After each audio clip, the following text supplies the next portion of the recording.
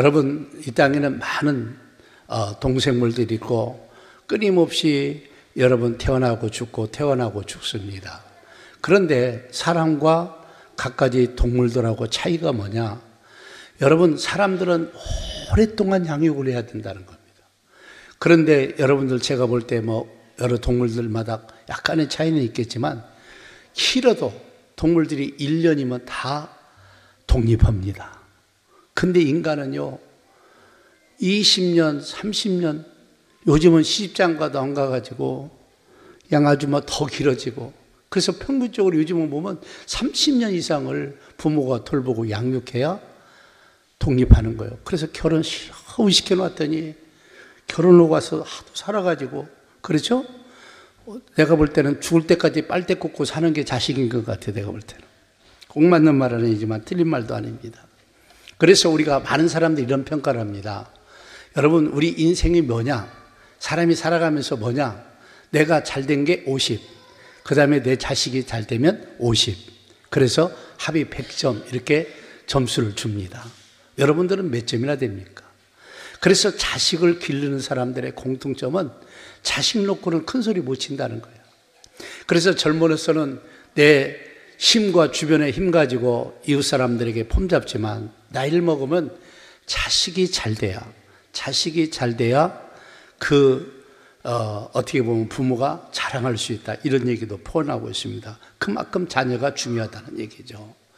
그래서 나는 여러분들에게, 우리 예수 믿는 사람들은 자녀 양육에 대해서 깊이 생각해야 됩니다. 왜냐하면 자녀가 잘못되면요, 부모는 낙이 없습니다, 하나같이.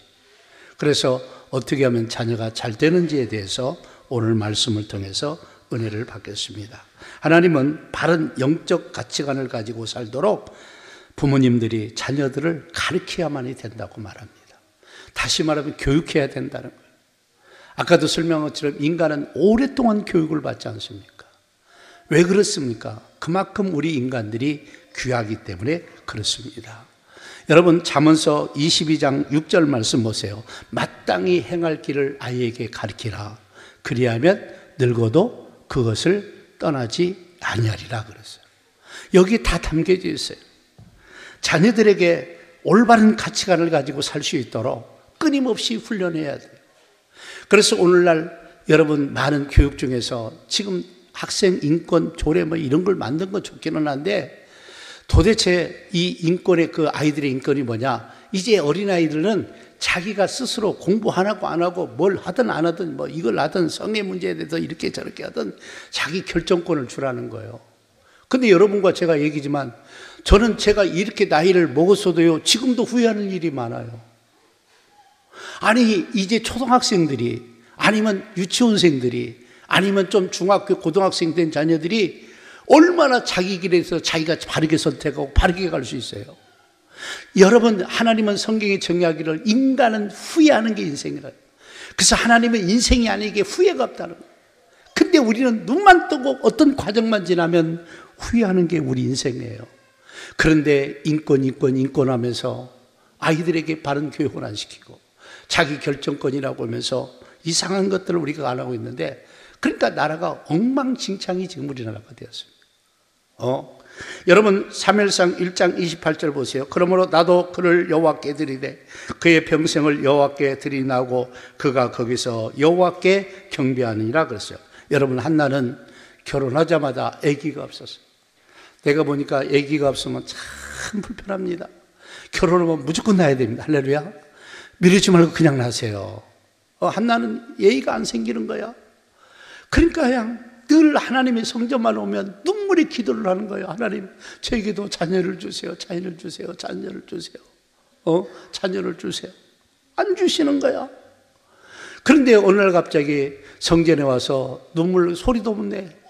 딴 사람은 기도할 때 하나님 이렇게 해주세요 소리 내고 기도하는데 그냥 속으로 그러니까 얼굴이 술을 먹은 것처럼 벌거워진 거야. 얼마나 가서. 그러니까 제사장이 보면서, 야, 여인아, 독주를 끊어라. 이 벌겋은 여자부터 이렇게 죄 갖고 되면 쓰겠느냐. 그러니까 한나가 얘기합니다.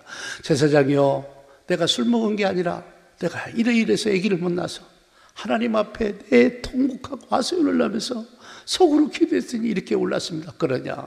그러면 하나님 너에게 아기가 있을지어다. 그렇게 얘기해서 여러분 결국은 한나에게 하나님이 자녀를 주면서 그러기 전에 한나가 이렇게 고백합니다. 내게 아들을 자녀를 주면 이 아들을 하나님께 드리겠나이다. 바치겠다. 그래서 오늘날 헌화식이 여기서 생긴 거예요.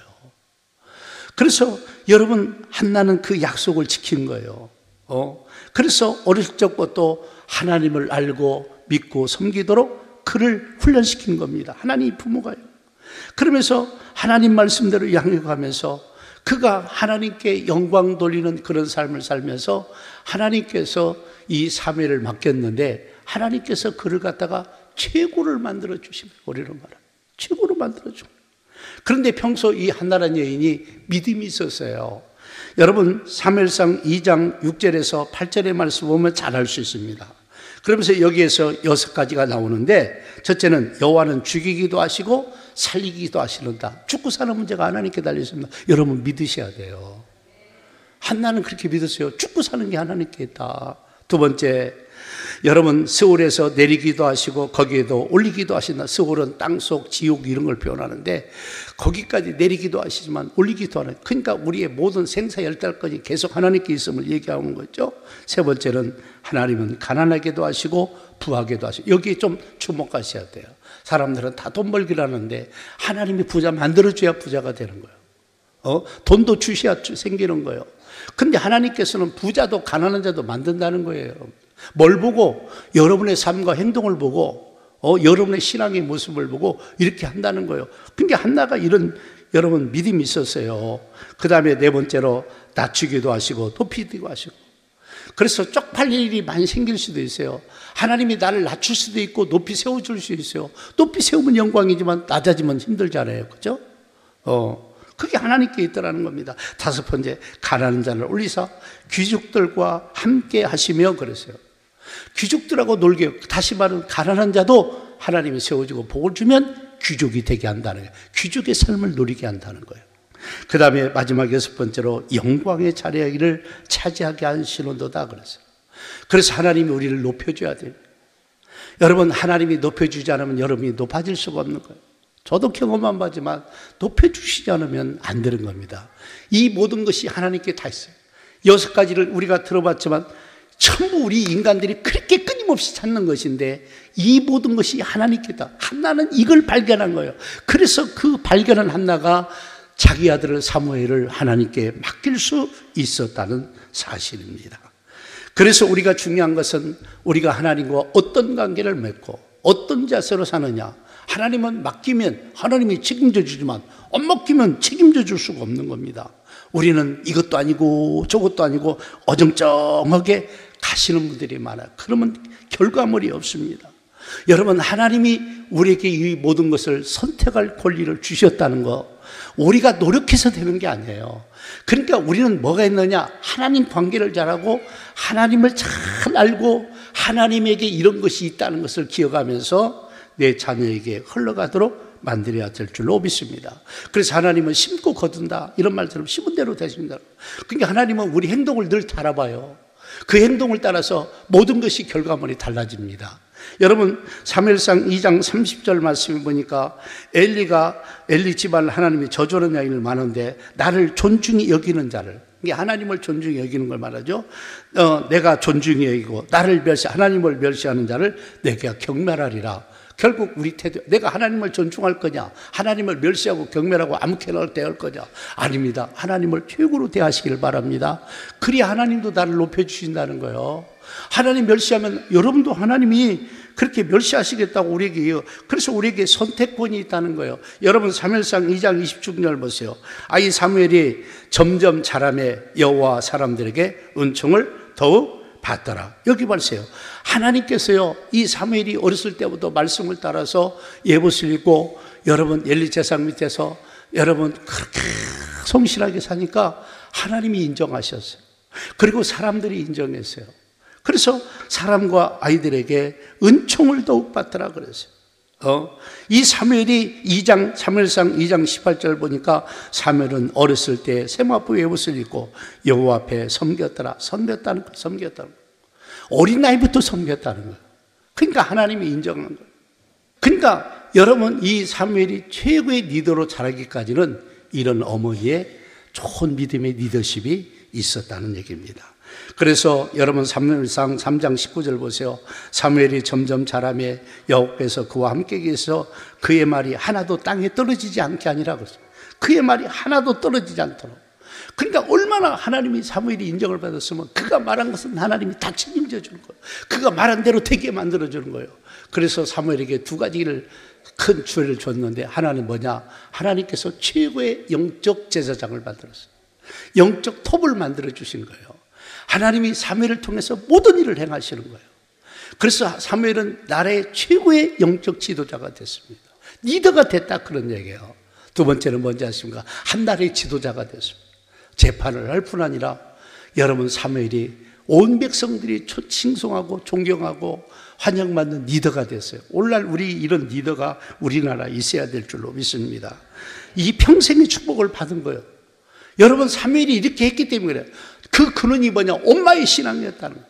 엄마가 그렇게 신앙이 있었다는 거예요. 그러니까 사무엘이 그 말씀대로 양육받았고 하나님은 그를 그렇게 만들어 주었다는 사실을 기억하시기를 바랍니다. 더 나아가서 여러분, 반대로 엘리의 자녀들은 신앙과 교육이 실패를 했어요. 그래서 여러분, 한나란 여인의 자녀 교육은 성공했는데 거꾸로 엘리는 제사장님에도 불구하고 자녀 교육에 실패했습니다. 실패했을 때 삶이 엉망이 되었고 그 생떼 같은 아들이 한날에 죽는 불행한 일이 일어났습니다. 여러분, 2장 12절 말씀, 사무엘상 2장 12절 보세요. 엘리 아들들은 행실이 나빠 여호와를 알지 못하더라 그랬어요. 다시 말하면 아버지가 제사장인데도 하나님을 몰랐고 행실이 나쁘고 여호와를 몰랐다는 거예요. 여러분, 사무엘은 알았는데 엘리의 아들들은 몰랐어요. 부모가 잘못 가르쳤다는 거죠. 하나님을 알도록 가르쳐야 되는데 부모가 몰랐다는 겁니다. 여러분, 2장 29절 말씀 보세요. 너희는 어찌하여, 엘리사에게 물어는 거예요. 엘리 제사장이, 내가 내 채소에서 명령한 내 제물과 예물을 밟으며 내 아들을 나보다 더 중히 여겨 내 백성 이스라엘이 드리는 가장 좋은 것으로 너희들을 살찌게 하니라. 하나님께 예물 드리고 나서 먹어도 고기로 충분한데 하나님께 드리기 전에 저들이 육회를 좋아한다고, 상하면 안 된다고 갖다가 갖다 먹고, 그러니까 하나님이 화가 나는 거예요. 어찌하여 나보다 네 아들을 더 중히 여기느냐? 어찌 내 예물 가지고 밟으며 네 아들을 살찌게 하느냐?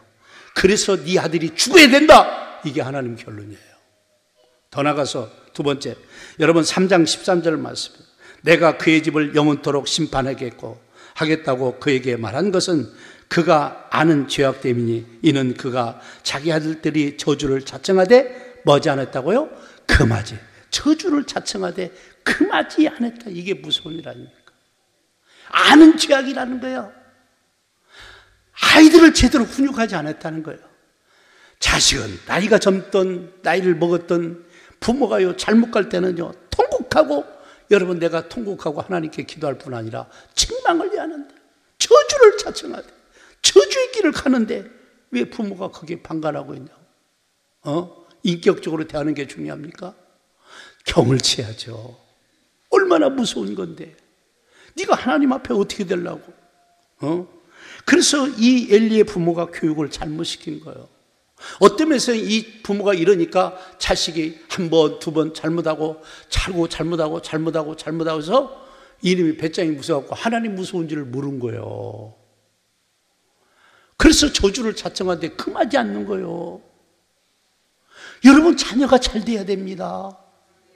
저절로 잘 안 돼요. 어떻게 보면 부모가 피나는 노력을 해야 돼요. 피나는 노력을 해야 돼. 저주를 자청하면 막아야지. 왜 그걸 끊냐고요. 그러면서 3장 14절 말씀 하나님 보십시오. 그러므로 내가 엘리의 집에 명세하기를 엘리의 집은 죄악은 제물로나 예물로나 영원히 속죄함을 받지 못하리라 하였노라 하셨더라. 여러분 보세요. 하나님이 회개할 기회를 절대 안 주시겠다는 거예요. 이 집안은. 회개의 문을 닫아놔 버린 거예요.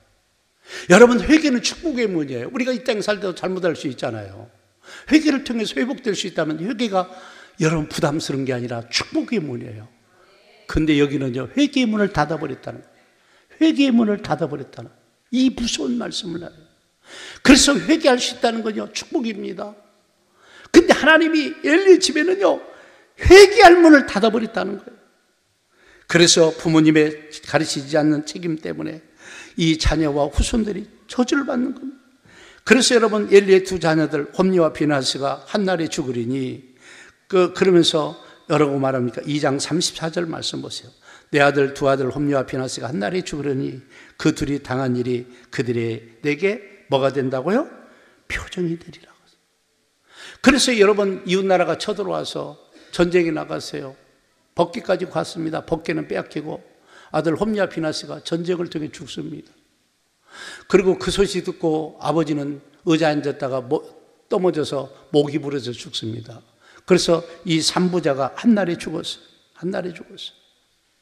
그걸로 끝난 게 아닙니다. 더 나가서 보면 2장 31절 32절 보라 내가 내 팔과 그 다음에 내 조상의 집 팔을 끊어 내 집에는 노인이 하나도 없게 하는 날이 이룰지니라. 그러면서 내 집엔 노인이 영원토록 없을 것이다.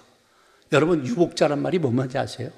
부부가 결혼해서 임신했는데 남편이 죽는 거, 그래서 태어난 걸 유복자라 그래요. 이런 현상이 계속 일어나겠다는 거예요. 집안에 노인이 없다는 거예요. 노인이 있어야 됩니다. 할렐루야. 이렇게 무서운 형벌을 내린 거예요. 왜? 하나님이 회개의 문을 닫아버려서 그래요. 안 되겠다는 거예요. 그러면서 더 나가서 평생 가난하게 산다는 거예요. 가난하게. 그지같이 산다 이 말이에요. 여러분, 그 말씀이 36절, 2장 36절에 나옵니다. 그리고 내 집에 낳은 사람이 각기 와서 은 한 조각과 떡 한 덩이를 위하여 그에게 엎드려 이르되 형하노니 내게 제사장 지푸를 하나 맡겨 내게 떡 조각을 먹게 하소서 하리라 하셨다 하니라 그랬어요. 여러분, 평생 자손만 내가 가르치겠다. 그래서 우리는 첫째는 하나님 무서워하고 두려울 줄 알아야 됩니다. 아멘. 그리고 두 번째, 모든 인간의 결과는 하나님께로 나와요. 하나님이 일방적으로 넌 이쁜 게 더 주고 넌 미운 게 더 주고 아니야. 첫째는 부모의 교육하는 태도 1번, 그 다음에 받아들이는 자녀의 두 번째 태도 2번. 아시겠어요? 그래서 부모가 얼마나 중요하냐고요. 부모가 문제입니다. 공부하라는 소리는 많이 해요. 영적으로 사는 얘기를 해야 돼요. 내 자녀에게 생명이 있고 하나님의 은혜가 그 아이에게 넘치기 시작하면요, 그는요 공부하지 말라도 공부하게 돼 있고요, 은혜 받는 아이들은요 하나님께서 지혜도 주고 총명도 주고 능력도 줘가지고요 우수하게 될 수밖에 없어요. 그게 현실입니다. 할렐루야. 그래서 우리는 축복의 문은 하나님이 치고 있어요. 축복의 문은 하나님이 치고 있어요. 그래서 내가 다시 얘기지만, 첫째는 엄마 아빠가 신앙 1번, 두 번째는 본인들의 선택과 여러분 순종함입니다. 이렇게 해야 돼요. 그래야 양쪽이 사는 역사가 일어나요. 이기시기를 주의 이름으로 축복합니다. 놓치지 말아요. 놓치지 말아요. 얼마나 하나님 앞에 서서, 그래서 예배를 성실하게 드리는 것, 주의를 온전히 성수하는 것, 하나님의 말씀을 존중하고 살고 그 말씀대로 살게 하는 것이 여러분 내 자녀를 잘 되게 한다는 것이 결론적인 말씀이에요. 이런 역사가 있어야 될 줄로 믿습니다. 여러분, 신명기 6장 7절 보세요.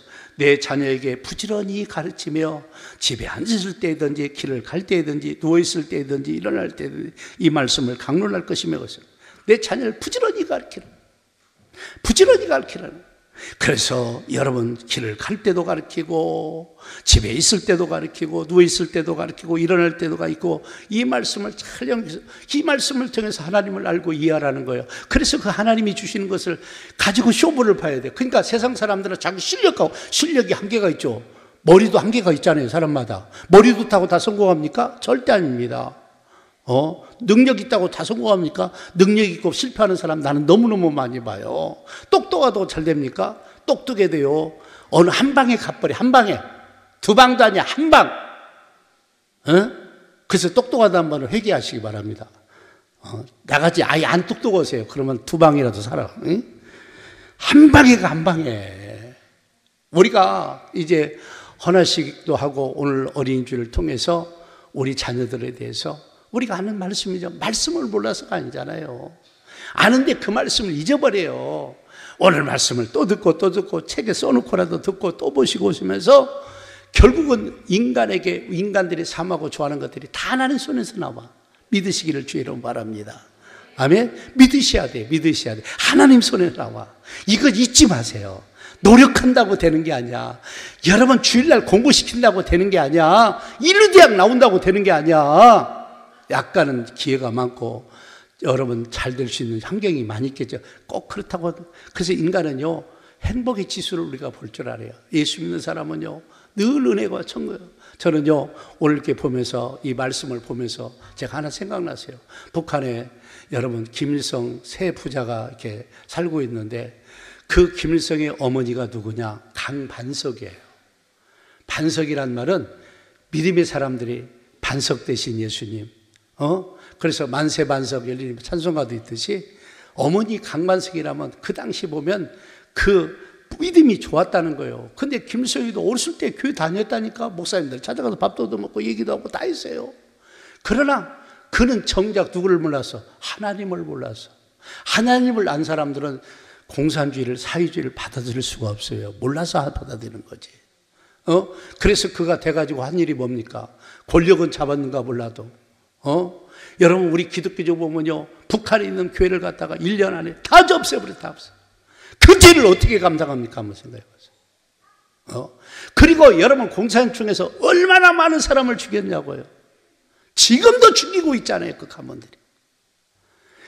그게 바로 여러분 믿음을 가졌다고 한 부모가 내 자식을 정확하게 훈련시키고 교육시키지 않는 얘가 우리가 살아있는 표본을 보지 않느냐는 거예요.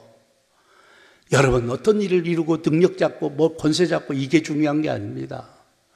그 모든 삶을 평가하시는 하나님을 볼 줄 알아야 돼요. 우리 성도들이 깨어 일어나야 될 줄로 믿습니다. 지혜가 열려야 될 줄로 믿습니다. 그래서 여러분 자녀들을 훈련 안 되면 교회를 보내시고 막 수련회도 보내시고, 아시겠어요? 자꾸 예배 보게 하고 자꾸 여러분 선생님들 잘 만나서 배우게 하고, 그래서 우리 자녀들 잘 기르자는 거예요. 여러분, 우리 하담학교나 우리 이제 좀 있으면 국제학교도 할 건데 그런 거 하는 게 뭔지 아십니까? 아이들 믿음 안에서 살게요. 그리고 나는 누구보다 떨어지지 않는 최고를 만들자는 거예요. 그게 제가 어떤 면에서는 소망입니다. 우리는 다음 세대 말로만 하죠. 애들 조금 돈 좀 더 들어간다고. 여러분 절대 그러지 마세요. 이기셔야 돼요.